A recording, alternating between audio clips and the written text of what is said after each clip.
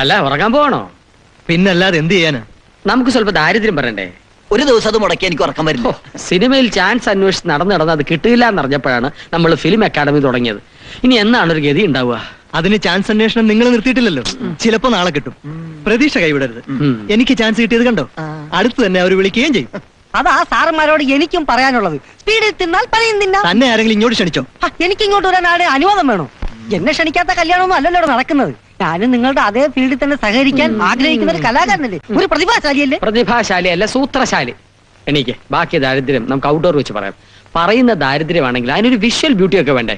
എനിക്ക് കേൾക്കണമെന്ന് പറഞ്ഞു. വന്നേ താനേ ആ ഫ്രണ്ടിലെ ഡോർ അടച്ച് കിടക്കാൻ കൂടുതൽ ഊതിയാൽ ഫ്രണ്ട് ഡോർ മാത്രമല്ല ഔട്ട് ഡോർ അടച്ചു പൂട്ടി ഞാൻ. എന്നെ അറിയത്തില്ല. എന്നെ ഒഴിവാക്കി ടോമാർക്ക് എന്താ ഇത്ര രഹസ്യം പറയാൻ? പല പെമ്പിള്ളേരെ സെറ്റപ്പ് ആക്കുന്ന കാര്യമായിരിക്കും.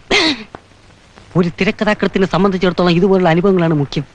സ്വന്തമായിട്ടോ അനുഭവങ്ങളൊന്നുമില്ല. അതിനുള്ള ഭാഗ്യം കർത്താവ് എനിക്ക് തന്നില്ല. കർത്താവേ, വീട്ടു ചെലവ്, വീടിന്റെ ഇൻസ്റ്റിറ്റ്യൂട്ടിന്റെ വാടക, മറ്റ് ചില്ലറ ചെലവുകൾ, ഇത് വല്ലതും നിങ്ങൾ അറിയുന്നുണ്ടോ? ഫീസിനത്തിൽ കിട്ടുന്നത് എന്താണെന്ന് പറയേണ്ടതില്ലല്ലോ. ബ്ലൈഡിന്ന് വരെ പലിശക്കെടുത്ത ഓരോ ദിവസവും തള്ളി നീക്കുന്നത്. മതിയോ ദാരിദ്ര്യം പറഞ്ഞത്? മതി. എല്ലാ ദാരിദ്ര്യവും എന്ന് തന്നെ പറഞ്ഞു തീർത്താ ദാരിദ്ര്യത്തിൽ തന്നെ ദാരിദ്ര്യമാവും.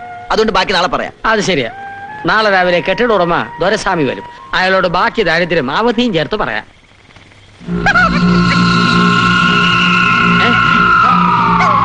അയ്യോ, അവരെന്നെ കണ്ടെന്നാ തോന്നണേ. സ്വാതന ഉറപ്പായി. എന്തായത്, കരാട്ടയോ? ഞാൻ അനുഭവങ്ങൾ അന്വേഷിക്കായിരുന്നു. അരണമരത്തിലാണോടാ അനുഭവം? അരണമരത്തിലെ അനുഭവം ഉണ്ടെന്ന് എനിക്കിപ്പോ ഉൾവിളി ഉണ്ടായി. അണ്ണ നോക്കിക്കോ.